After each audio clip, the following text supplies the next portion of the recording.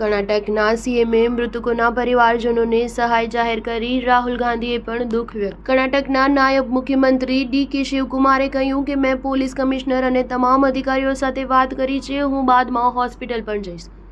હું તે ડોક્ટરોને હેરાન કરવા નથી માંગતો. હાલ તેઓ દર્દીઓની સારવાર કરી રહ્યા છે. હાલ મૃતકોની સંખ્યા ન જણાવી શકાય.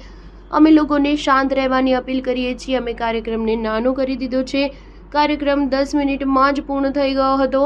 અમે બધું સામાન્ય કરવાનો પ્રયાસ કરી રહ્યા છીએ. નાસબાગ પર રાહુલ ગાંધીએ કહ્યું કે આરસીબીની વિક્ટરી પરેડ દરમિયાન બેંગલુરુના ચિન્નસ્વામી સ્ટેડિયમ પાસે થયેલી દુર્ઘટના હૃદયદ્રાવક છે.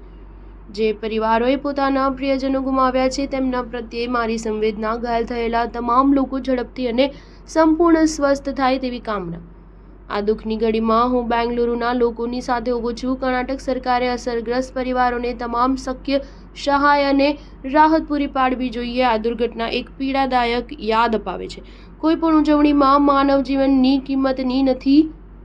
જાહેર કાર્યક્રમો માટે દરેક સલામતી પ્રોટોકોલની સમીક્ષા કરવી જોઈએ અને કડક રીતે અમલ કરવો જોઈએ. જીવન હંમેશા પ્રથમ હોવું જોઈએ.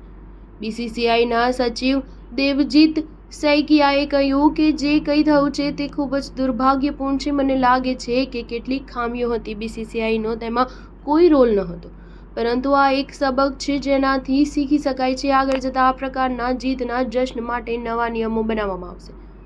બેંગલુરુ નાસબાગ પર બીસીસીઆઈ ઉપાધ્યક્ષ રાજીવ શુક્લાએ કહ્યું કે તેમણે નાસબાગની સ્થિતિથી બચવા માટે રોડ શો બંધ કર્યો હતો, પરંતુ એ અંદાજ નહોતો કે સ્ટેડિયમની બહાર આવું થઈ જશે, જેને લઈને રાજનીતિ ન થવી જોઈએ. તમામે મળીને ડેમેજ કંટ્રોલ કરવો જોઈએ. સ્ટાર ન્યૂઝ 7 હંમેશા સચ્ચાઈની સાથે.